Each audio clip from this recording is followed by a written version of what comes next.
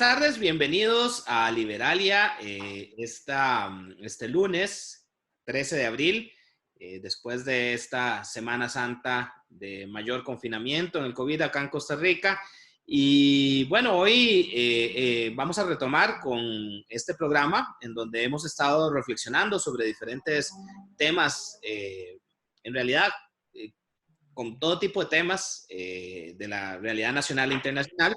Sin embargo, obviamente que el COVID-19 nos tiene muy monotemáticos, porque pues de ahí el planeta entero está en este momento en cuarentena y hay muchas cosas que están sucediendo.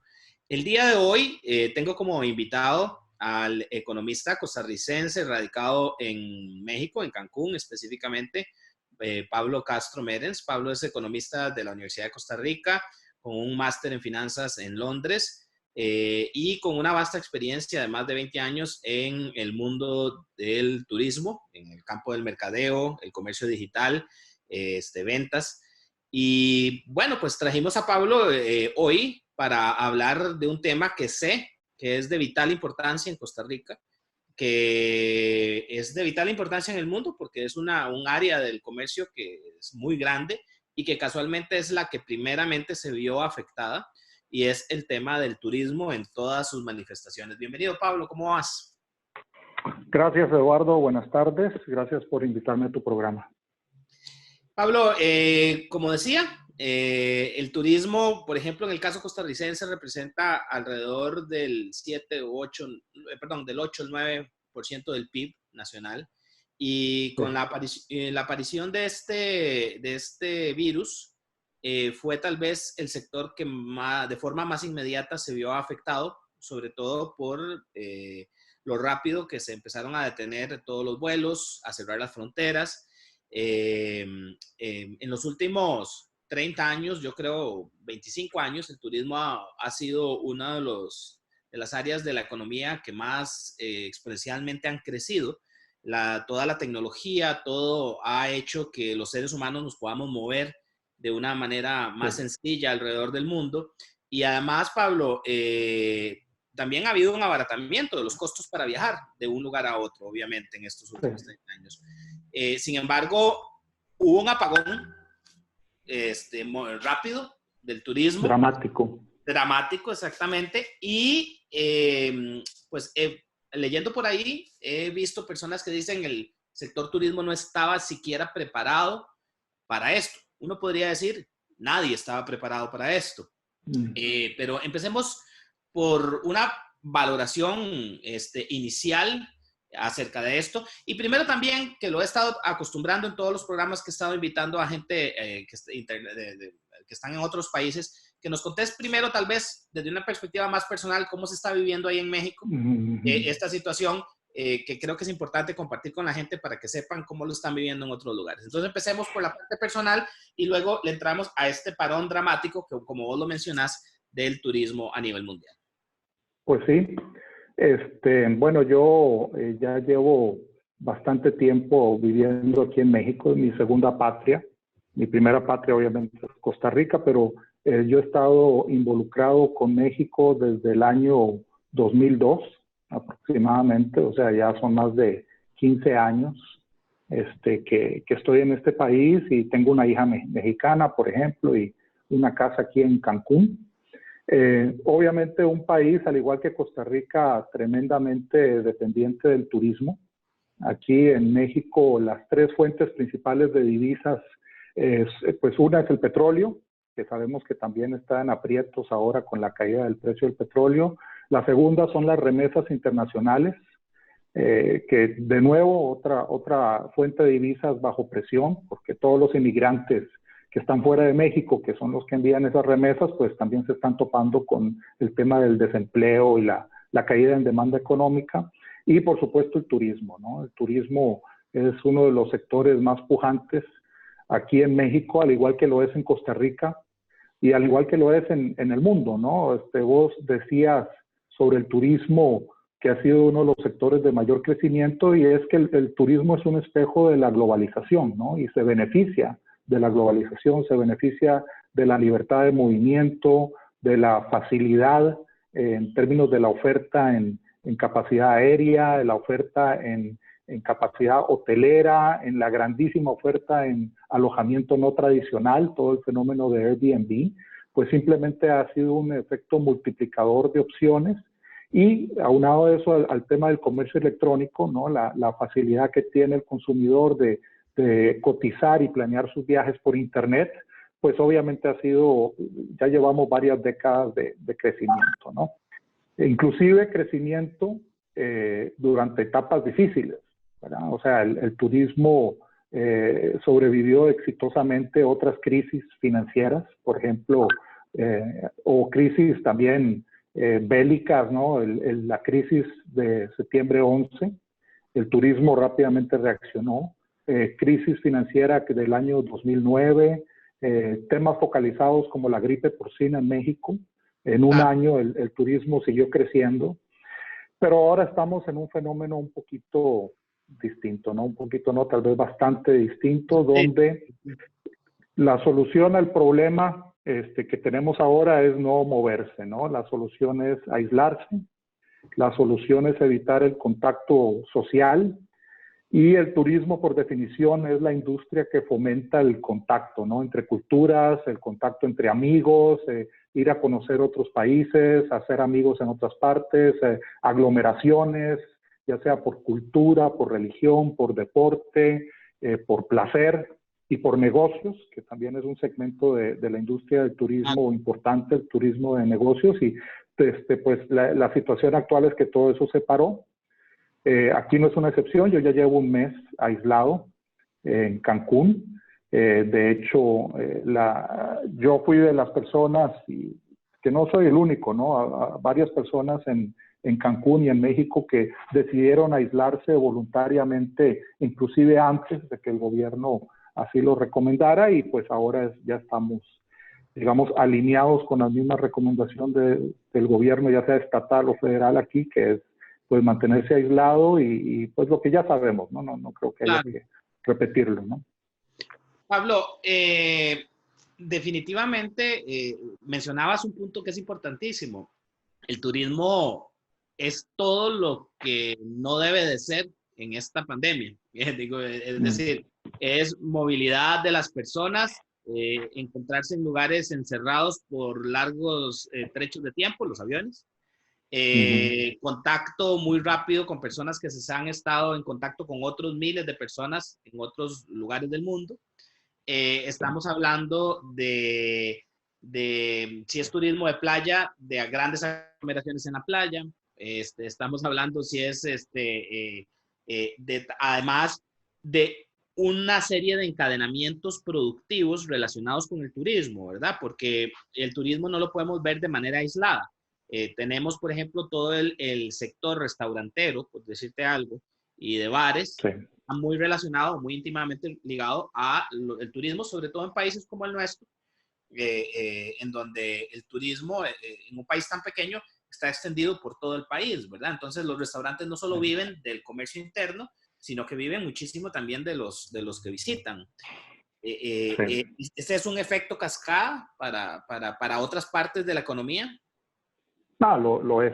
O sea, lo es, porque uno habla a veces, como dices, del turismo, uno lo identifica con aerolíneas, con hoteles, con transporte terrestre, pero pues está todo ese multiplicador, ¿no? El caso de Costa Rica es que hay muchos segmentos de la economía que la capacidad instalada está hecha no pensando exclusivamente en el consumo local, ¿no? O sea, si nosotros nos preguntamos cuántos cuartos hoteleros hay construidos en Costa Rica, pues ese número refleja demanda local, pero refleja demanda internacional, ¿no? Si nos preguntamos cuántas unidades de transporte terrestre, el famoso transporte turístico, hay en Costa Rica, pues no es, esa capacidad instalada no está diseñada solo para el doméstico, ¿no? Es una capacidad instalada que toda esa planeación financiera y del plan de negocios de esos empresarios se basaba también en un componente importantísimo de demanda internacional,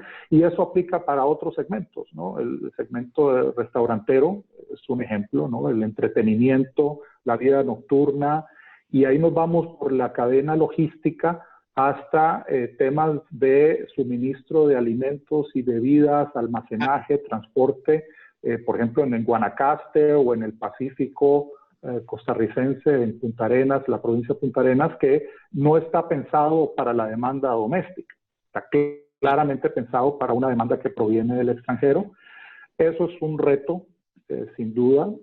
Yo he visto números que hablan sobre qué podemos esperar. Algunos más optimistas y otros más pesimistas. La diferencia entre optimismo y pesimismo es la cantidad de tiempo para llegar a un nivel de normalidad, ¿no? Y normalidad me refiero a cero, para no estar negativos, pero para estar en cero. Los más optimistas que he visto hablan de finales del año, o sea que se perdió el 2020. Y los más pesimistas pues hablan de más allá, ¿no? Estás hablando sí. A nivel mundial. A nivel mundial hay unos estudios, y interesante, hay un estudio de Deloitte que publicó donde, por ejemplo, habla de que lo primero que vamos a ver regresar es la demanda doméstica. La demanda doméstica que, por ejemplo, países donde tienen una demanda robusta nacional, doméstica, por el tamaño de su población, que tienen turismo carretero, o sea, no dependen del transporte aéreo, sino simplemente la gente va a ir a redescubrir su propio país o su propio estado o su propia provincia, o dependiendo de la escala. Y los países optimistas en ese sentido son los que van a poder contar, digamos, con el primer empuje de su demanda doméstica, ¿no? La gente claramente, hay una demanda como que en estado de olla de presión. Todo este tiempo de aislamiento claramente se va a reflejar en su momento, y ahí es donde está la clave, ¿no? En qué fecha vamos a poder reiniciar nuestros planes de viajes y qué poder adquisitivo vamos a tener en esa fecha, ¿no? Son dos preguntas, pero la demanda existe, ¿no? El deseo por viajar continúa, la infraestructura ahí está. Hablábamos el otro día de la diferencia entre el hardware y el software, ¿no? En el turismo, porque los hoteles ahí están y están preciosos, ¿no? Las playas aquí están mar turquesa excepcionales, ¿no? En Costa Rica la naturaleza, me imagino que hasta mejor, ¿no? Sí. Después de esto. Entonces, las bellezas naturales, la infraestructura, las autopistas, los puentes, los hoteles, inclusive los activos, como los aviones o los autobuses para transporte, turismo, etcétera, pues esos ahí están. O sea, el hardware está. El colapso ha sido en el software, ¿no? El software se refiere a toda la gente que ha perdido su empleo. Creo que la Organización Mundial del Turismo tenía un estimado en el mundo de 75 millones de personas relacionadas con la industria del turismo que potencialmente van a perder su empleo. Y esas personas son las que tienen el alma, ¿no? Y el conocimiento del turismo, ¿no? El software del turismo es la atención al cliente, la preparación de alimentos y bebidas, la experiencia, ¿no? Y el conocimiento para que el turista pueda disfrutar de sus vacaciones. Es parte del software. Otra parte del software son los contratos, ¿no? Entre empresas, entre hoteles y proveedores, entre aerolíneas y acreedores, bancos, contratos entre mayoristas o agencias de viaje y los proveedores también de turismo, los hoteles, que en este momento se ha parado todo eso, ¿no? Y hay que reiniciarlo en su momento. Habrá mucho trabajo ahí también. Profundicemos nada más un poquito para que la gente entienda esto que hablábamos del software y el hardware. En una situación de guerra puede haber destrucción, digamos, infraestructura que se destruye, que hay que reconstruir un país de cero. Lo que nos está pasando es una guerra silenciosa con un virus que nos ataca a los seres humanos, pero todo el entorno nuestro sigue igual. O sea, sigue ahí. Costa Rica ha hecho una inversión a lo largo de los últimos 30 años muy grande en infraestructura turística que está ahí y en este momento está desocupada. Tanto así que, por ejemplo, hay sectores hoteleros. El sector hotelero, por ejemplo, está negociando con la Caja ahorita para usar hoteles como posibles lugares de albergue para personas en estado menos grave del COVID, para aislarlas, por ejemplo, para sacarle algún provecho a toda la infraestructura que está ahí. Me imagino que más que todo se referirán a hoteles, bueno, no sé, puede ser hoteles de todo el país, porque puede haber carencia hospitalaria en sectores de afuera, pero eso significa que cuando acabe este virus o cuando merme esta situación de emergencia, eso va a estar ahí. La pregunta del millón es, Pablo, ¿quiénes van a poder hacer turismo? O sea, porque estamos hablando que el efecto contagio en la economía va a ser muy grande. Se está hablando a nivel mundial de una depresión, o sea, no ni siquiera de una recesión, sino una depresión mundial. Y entonces la pregunta es, esto se va a ir retomando. ¿Quiénes tienen, desde tu perspectiva, desde tu experiencia, quiénes tienen mayores posibilidades de sobrevivir y quiénes crees que van a morir más rápido? Yo sé que es una pregunta difícil de responder y tampoco te quiero poner de gurú, de futurólogo, porque sé que eso es difícil, pero por tu experiencia y yo sé que va a depender de los escenarios, ¿quiénes crees ver? O tal vez la pregunta la replantearía, ¿quiénes se podrían ver más golpeados? Sí, pues aquí hay varios ángulos, ¿no? Para eso, ¿no? Y hablemos de las empresas, ¿no? De las empresas de turismo. Hablemos de empresas que están muy pesadas en activos y empresas que no están tan pesadas en activos. Hace la diferencia por el costo financiero, ¿no? Y el mantenimiento de esos activos. Cruceros, o sea, son activos multimillonarios de cientos de millones de dólares. Muchas veces un crucero cuesta más tenerlo en puerto parado que tenerlo navegando. Es más caro tener uno de esos activos parado, lo mismo un avión. Y una empresa que es muy pesada en activos va a tener un camino más difícil que una empresa más liviana en activos, ¿no? Que es un ejemplo de una empresa liviana en activos, pues un intermediario, por ejemplo, una agencia de viajes en línea, un Expedia, un Booking.com, un Despegar.com, que son más livianos en activos, ¿no? No tienen esos activos fijos ni la carga financiera y operativa que conllevan, ¿no? Otro ángulo para ver esto también es entre las empresas grandes y las empresas pequeñas, ¿no? Las empresas grandes, especialmente empresas cotizadas en bolsa, son las que van a tener más facilidad de aguantar, especialmente la presión sobre su flujo de caja, son las que van a poder aguantar, y las empresas más pequeñas son las que se van a topar con mayor dificultad por los instrumentos que tienen a sus manos, ¿no? Una empresa cotizada en bolsa posiblemente tiene líneas de crédito que ya existían desde antes de la crisis, o ya tenía pues, sistemas de tesorería, etcétera, pues que le permiten afrontar inclusive 1, 2, 3 meses bien complicados, o hacer uso de esas líneas de crédito que empresas pequeñas no.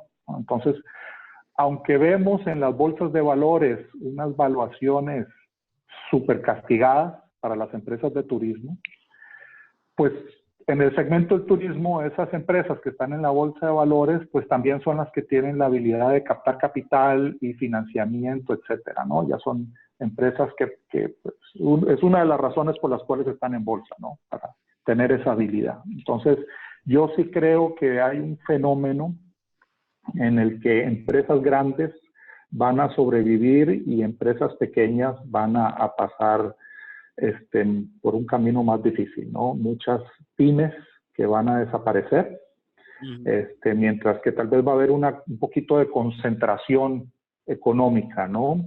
En el caso de las aerolíneas, ya llevamos décadas viendo la consolidación en el segmento aéreo, donde una aerolínea compra a otra aerolínea y cada vez hay menos aerolíneas, ¿no? El caso de Avianca TACA, pues ahora es Avianca, o en el caso de United y Continental, que ahora es solo United. Y este fenómeno de ahora más bien va a agravar ese tema, ¿no? Van a haber menos aerolíneas, ya sea porque algunas no van a sobrevivir o porque simplemente van a ser adquiridas o absorbidas por aerolíneas más grandes.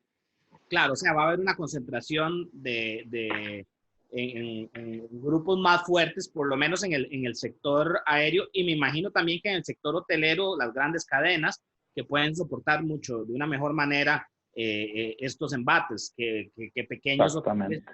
que definitivamente se van a ver golpeados y van a tener que reinventarse.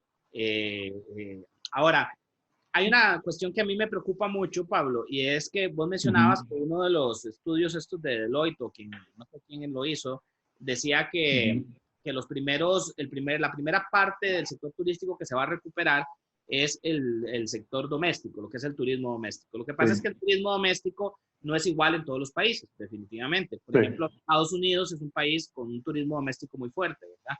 En donde, es más, uno lo puede ver actualmente todavía la cantidad de vuelos que hay dentro de Estados Unidos. Estaba leyendo que el sector hotelero en Estados Unidos no se ha visto tan golpeado porque se sigue viajando para ciertas cosas y todo. Pero un país como Costa Rica, por ejemplo, es un país altamente dependiente del sector externo en cuanto al turismo. sí, Una de las quejas típicas del costarricense es: a veces me sale más barato salir a viajar que viajar aquí adentro.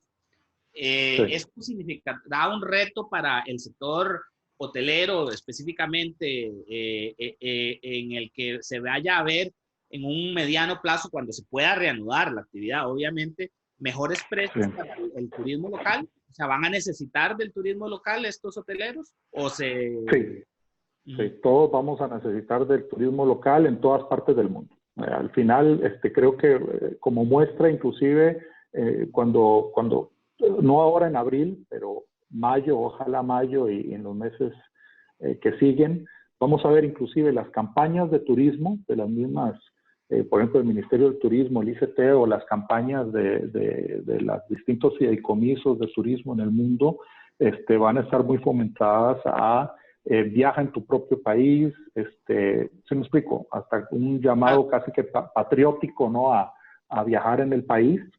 Efectivamente, hay países que se benefician de tener una demanda doméstica muy fuerte.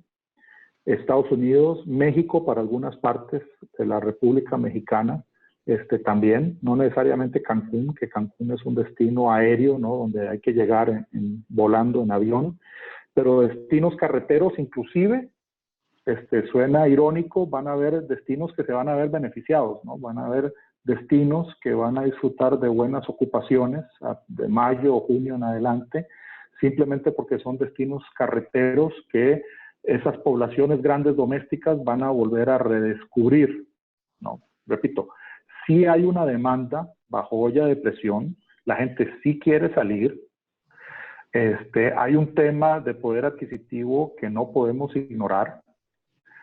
De todas maneras, va a haber un ajuste de precios. Creo que la opinión de los economistas es que este es un fenómeno tanto deflacionario con desempleo, ¿no? Es una mezcla horrible, pero posiblemente un impacto en las tarifas hoteleras va a ser a la baja, ¿no? En el caso de Costa Rica, ya habíamos dicho que la cantidad de cuartos hoteleros construidos, el inventario de cuartos hoteleros, es un inventario que está planeado, ¿no? Para la demanda internacional.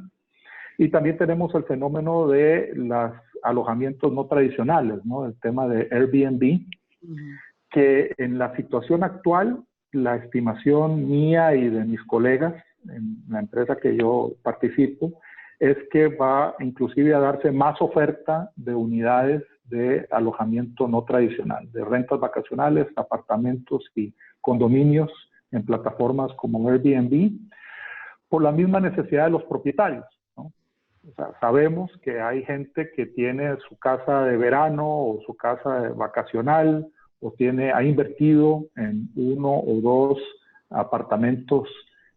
Hay algunos de esos propietarios que no sabían si los iban o no a poner en el mercado o a rentar. Y yo creo que con el impacto en las finanzas de muchas familias, pues ya la decisión va a ser un poco más fácil, ¿no? ¿Para qué tengo yo una casa vacía en la playa o un apartamento si la puedo poner a ganar algo, ¿no? Distinto que cero? Cualquier cosa mayor que cero en estas circunstancias hace la diferencia, y más bien creo que en Costa Rica inclusive puede haber hasta un incremento en la oferta de hospedaje, especialmente en ese segmento no tradicional. Mientras que los hoteles, pues depende de cuánto tiempo alguno de los hoteles permanezcan cerrados, ¿no? Uh-huh. Sí, Pablo, entonces como, adelante. Claro, Pablo, hay otra cosa que usted estaba mencionando en el ambiente, a ver, yo no diría que turístico, sino que nacional, que es el tema de que si salimos bien de esta, ha comentado alguna gente, o sea, que si Costa Rica mantiene buenos números en cuanto a los contagios, en cuanto a la poca cantidad de muertes, que eso pueda convertirse en un atractivo como Ujú. país para después del COVID. Entonces he oído a gente Sí. hablar de que una buena campaña para el país para promocionar sería venga al país donde hubo menos muertos en toda América Latina, porque se habla de que pueden venir posteriormente brotes epidémicos mayores, perdón, otros Ujú. brotes epidémicos en los siguientes años. Y entonces dice que alguna gente menciona que deberíamos redireccionar también y explotar muchísimo más el turismo médico, Ujú. todo este tipo de cosas. ¿Vos ves en eso una oportunidad para replantear un poco nuestra oferta turística? De cierta manera, sí. Obviamente hay que tener mucho cuidado con qué palabras hay que usar, ¿no? No necesariamente menos muertos o Sí, yo sé. comparaciones odiosas. Yo no haría comparaciones odiosas. En el turismo, la reputación vale oro. Ujú. Y Costa Rica históricamente es un país que ha podido capitalizar de una buena reputación. De hecho, Costa Rica tiene históricamente, no ahora, pero ha tenido, por ejemplo, tarifas hoteleras más altas por el mismo producto que otros destinos competidores, simplemente por un tema de reputación.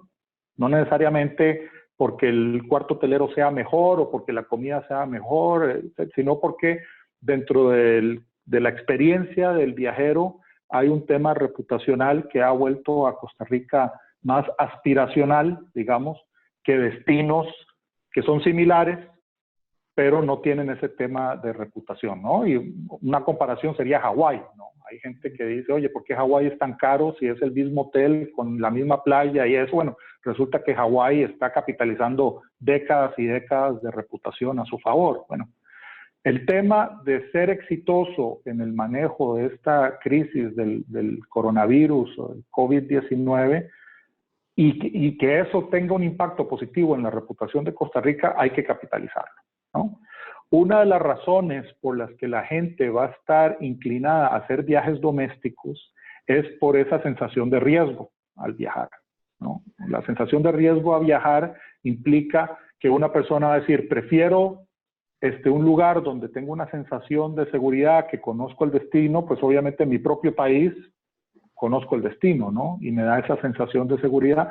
Si Costa Rica es capaz de transmitir esa sensación de que es un destino seguro, un destino que tiene la capacidad instalada, por ejemplo, en el sector de salud, o que exitosamente sobrepasó la pandemia, etcétera, etcétera, etcétera, definitivamente hay que capitalizar, sin duda, ¿no? Sin duda Eh, hay que capitalizar en eso. los primeros tres personas contagiadas en Costa Rica, bueno, las segundas, porque hubo una primera persona que fue un médico que vive aquí, es extranjero, pero bueno, es costarricense ya creo, pero las segundas personas contagiadas fueron unos turistas norteamericanos que salieron muy bien, fueron atendidos en la Caja Costarricense del Seguro Social y salieron de aquí curados rápidamente. Sí. Actualmente, viajar, si quieres viajar a Nueva York, te aseguro que tenés más posibilidades de contagiarte que viajar a Costa Rica. Bueno, pero ahorita están las cosas cerradas.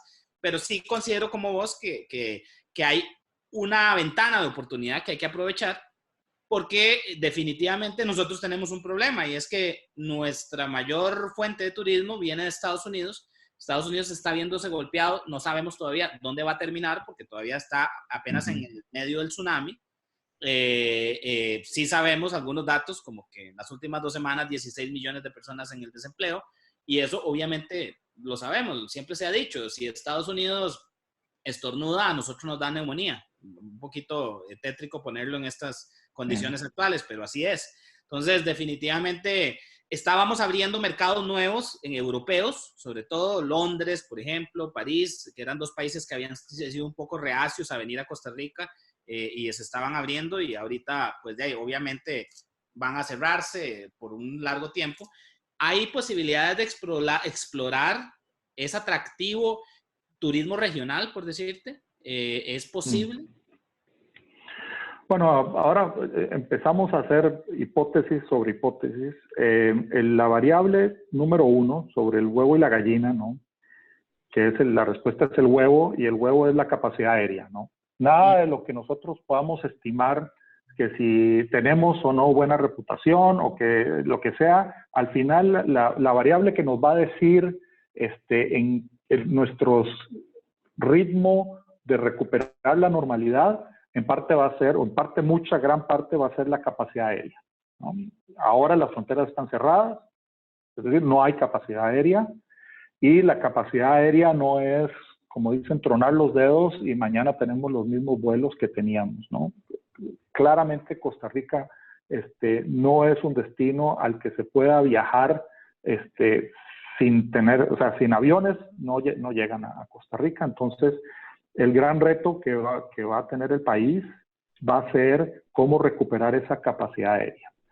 Si es que nuestra reputación y el éxito del país más bien es como un imán para que las aerolíneas, esperemos que todas las aerolíneas que estaban antes sigan estando, ¿no? Vuelvan a organizar sus itinerarios, y no solo la cantidad de vuelos, sino el tipo de equipo y la capacidad de cuántos asientos, etcétera, de esos equipos destinen a rutas nacionales, a Costa Rica, perdón, rutas del extranjero hacia Costa Rica, en particular a San José y Liberia. Yo creo que esa es una gran tarea que yo no tengo la respuesta, honestamente. Yo creo que las autoridades habría que priorizar ese tema, ¿no? Hay incertidumbre, por ejemplo, en términos de fechas y cuándo podemos nosotros empezar a planear como industria. No hay fechas. Yo con la gran mayoría de la gente que hablo, son muy pocos países que han empezado a dar fechas en firme, ¿no?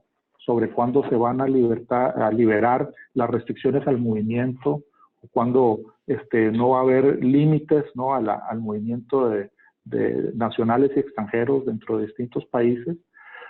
Yo le veo mucho valor cuando se pueda y los expertos digan que se puede, a empezar a dar fechas en firme para que la empresa privada, hablemos de aerolíneas y turoperadores y agencias de viajes y demás, hoteles, etcétera, puedan tener esa fecha por lo menos para empezar a renegociar con sus proveedores y con sus bancos y con sus sindicatos, o con sus, si hay que recontratar, si hay que entrenar, etcétera.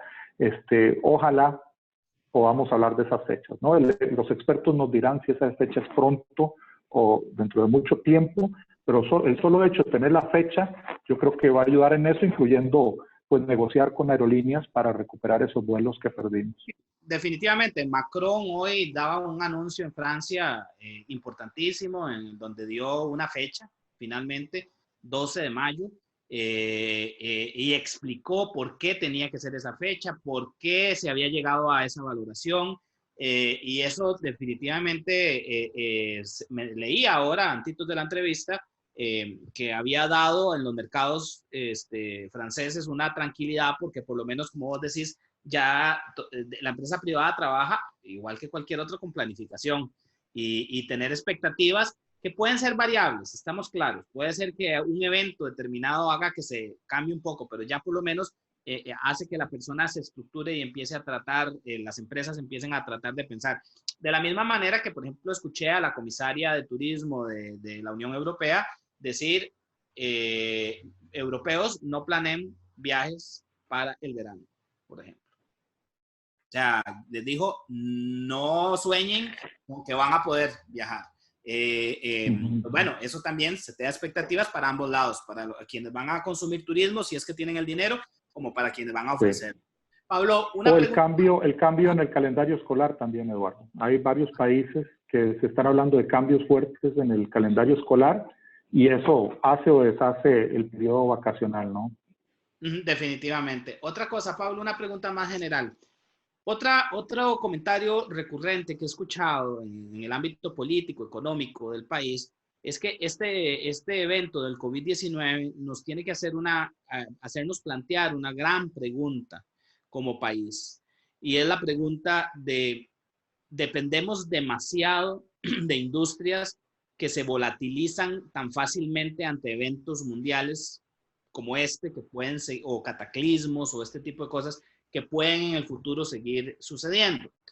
Hay sectores que dicen estas epidemias van a ser más recurrentes, vamos a tener que acostumbrarnos a vivir más atentos a estos virus que por el mismo fenómeno globalizador no es lo mismo la pandemia, la gripa española en 1918, cuando había turismo marítimo, básicamente, perdón, comunicación marítima, no aérea, y ahora que hay comunicación aérea. Entonces, la pregunta que se hace mucha gente es, ¿necesita Costa Rica replantearse otras áreas de la economía mucho más, que sean más sólidas ante eventos como estos que el turismo, que rápidamente es el que se difumina? Mira, yo primero quiero decir ciertas cosas. Yo sigo sumamente optimista sobre la industria del turismo. La industria del turismo seguirá siendo exitosa y es una industria extremadamente buena en muchos aspectos, ¿no? No solo en el aspecto económico, también tiene un impacto extremadamente bueno en temas de movilidad social. Literalmente es una de las industrias donde una persona que empieza trabajando de bellboy en un hotel, durante su carrera termina de gerente general, ¿no? Son pocas industrias donde uno ve ese tipo de movilidad social, gente de todas las clases y estratos sociales aprendiendo idiomas y educándose y generando pues buenas condiciones de vida. Y la realidad es que sí estamos hablando de que si el 2020 lo perdimos como industria y qué tenemos que hacer en el 2021 para recuperar, pero la industria del turismo sigue siendo pues un pilar de la economía mundial y en particular de Costa Rica, y hay que seguir fomentándolo y apostando en la industria, ¿no? Segundo, yo no creo necesariamente en los discursos de la autosuficiencia o de aislarse. Yo creo que los ejemplos en el mundo de economías que entre comillas son autosuficientes o no dependen del sistema económico global, pues son todos malos ejemplos, ¿no? Nosotros no queremos ser ni un Corea del Norte, ni queremos ser un Cuba, no queremos ser una economía pujante y vibrante que es parte de la economía global, ¿no? Entonces, no hay buenos ejemplos sobre un caminito hacia la autosuficiencia. Lo que sí hay que buscar es la capacidad de reacción a eventos como los que sabemos se van a seguir dando. ¿Con qué frecuencia? Bueno, ese ya es otro tema, ¿no? Pero sin importar la frecuencia que planeemos, yo creo que ha sido pues una experiencia que ha abierto los ojos para muchas personas sobre la necesidad de estar preparados, ¿no? ¿Qué infraestructura tenemos para enfrentar retos como o retos relacionados, por ejemplo, no solo con pandemia, sino con el calentamiento global, el cambio de clima, o otros retos que estadísticamente en algún momento van a ocurrir, ¿no? Terremotos, huracanes y cosas que, si no es nuestra generación, generaciones futuras van a tener que enfrentar. Entonces, ¿cuál es nuestra habilidad para enfrentar eso? Pero invertir en esa habilidad no es igual que aislarse. Claro. Son dos cosas distintas. Pablo, ni tampoco temas chauvinistas de que solo Costa Rica y encerrados, porque si nuestros vecinos hicieran lo mismo, pues nos iría pésimo a nosotros, que somos una economía de exportación, ¿no? En muchos casos, ¿no? Entonces, el chauvinismo y estarse viendo al ombligo no es la solución. Pablo, el turismo está muy relacionado con algo que el capitalismo trajo, que mucha gente se le olvida, que es el ocio. La posibilidad de tener tiempo para dedicarse a uno mismo, al ocio, porque a mucha gente se le olvida que antes de la revolución industrial, la vida de un ser humano, además de que era corta, por cuestiones de salud, era una vida llena de sufrimientos, de sacrificios, dedicada a trabajar casi que las 24 horas del día, porque mucho del tema de yo soy autosuficiente, de aquella época, las personas, la mayoría, primero que todo, eran campesinos, vivían en zonas rurales, no eran urbanos. Y esas personas estaban atadas a la tierra, a trabajarla, y cuando se trabaja la tierra, quien conoce, el trabajar la tierra se dedica uno todo el día, ¿verdad? Entonces, casualmente el capitalismo trajo, liberó a través de las máquinas tiempo de esos trabajadores y les permitió, entonces surgió la necesidad de qué hacemos con nuestro tiempo libre. Y a partir de ahí es donde surge el turismo, casualmente, como una forma de ocupar ese tiempo libre que no se ocupaba en el trabajo. Yo no creo que el ideal para nadie en este momento, después de haber llegado a esto, y hoy oía a Mario Vargas Llosa hablar sobre estos duros momentos, y él decía, no nos olvidemos de todo lo que hemos logrado. No echemos por la borda, o sea, él decía, sepamos que todo lo que tenemos puede ser muy efímero si no lo cuidamos y si, como vos decías, si no nos preparamos para que no vuelva a suceder. Pero no lo echemos por la borda por miedo, decía él. Y entonces, yo no creo que nadie quiera, o yo a veces me asusta un poco, Pablo, oír a gente decir, es que ahora todo el trabajo debería ser teletrabajo, y a la gente se le olvida la importancia de salir de la casa, de moverse, de tener una rutina afuera, de que a veces dejamos problemas en la casa y salimos a otro lado. A mucha gente se le olvida, por ejemplo, que ir a un viaje, a una vacación, le cambia a uno la vida muchas veces, ¿verdad? Claro. Y genera lazos humanos valiosísimos, ¿no? En un mundo globalizado, vamos a tener menos guerras entre países porque durante más interdependientes seamos y más vínculos de familiares y de amistad y económicos amarremos, pues menor la probabilidad de un conflicto.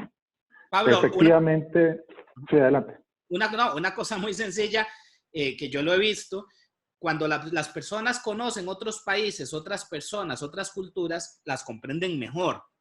Y entonces, cuando nos aislamos, y esa es una de mis preocupaciones, que definitivamente va a haber un lapso de aislamiento por esta cuestión, la gente empieza a hablar del otro, desconociéndolo, desde la distancia, claro, desde la lejanía, y eso, como vos muy bien lo apuntás, el tener lazos, el tener ligámenes, nos obliga a entender al otro y a evitar el conflicto porque vamos a necesitar del otro. Sí, no, no solo necesitar, sino respetar, apreciar, inclusive amar al otro, ¿no? Yo, en mi caso familiar, mi mamá es cubana, casada con un costarricense, tengo una hermana casada con un alemán, mi otra hermana casada con un salvadoreño americano, yo tengo una hija mexicana. Es decir, no son solo respeto y conocimiento, sino también amor, ¿no? Por el otro, ¿no? Claro. Entonces, eso no puede desaparecer. Eso es uno de los éxitos de la raza humana del siglo XX, principios del siglo XXI, donde más bien hay que fomentarlo, ¿no? Otro tema que vos mencionabas sobre haber tenido una situación económica donde cada vez hay menos gente en estado de pobreza extrema, que yo soy optimista que eso va a continuar, y que la gente conforme entra a clase media alta, tiene aspiraciones de consumo. Y si esa aspiración de consumo se enfoca en tener experiencias vitales que enriquecen la vida, pues es lo opuesto al consumo nocivo, ¿no? De comprar cosas y llenar la casa de objetos de plástico o de, si me explico, cosas que no agregan a la parte experiencial o de experiencia humana, mientras que el turismo es exactamente eso, que es gente utilizando su capacidad adquisitiva más alta, pero para consumir cosas que no son objetos de plástico ni objetos de consumo masivo, es experimentar, es compartir con otras personas, ¿no? Y otro efecto positivo de eso es que parte de esa búsqueda de experiencia implica darle valor económico a los recursos naturales de un país como Costa Rica, donde tenemos unas selvas y unas playas y unas montañas, que hay un interés real de mantenerlas vírgenes o protegerlas, porque hemos sabido extraer valor económico de esos recursos sin tener que meternos a destruirlos, ¿no? La razón por la que el turismo se le llama la industria sin chimeneas es porque nosotros podemos tener un sistema de parques nacionales en Costa Rica que genera un extraordinario impacto en la economía sin tener que cortar un solo árbol, ¿no? Entonces, eso hay que pelear por eso también.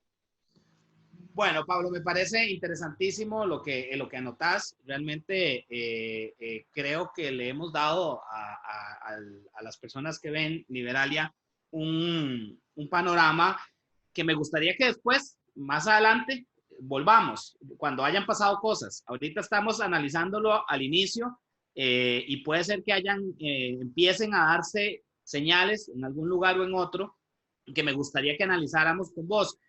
Tal vez algunos sectores del oriente empiecen a funcionar más rápido, por lo que han salido más rápido del asunto, y entonces podemos empezar a analizar experiencias de cómo están manejando esa apertura de nuevo al turismo, esa apertura de nuevo a toda esta industria, como vos decís, tan importante, a la que estábamos tan acostumbrados y que la paramos en seco. Yo aquí en Santana me toca mucho ver los aviones que bajan en Juan Santa María porque los veo a la lejanía y ha sido raro no ver aviones llegar o muy pocos aviones.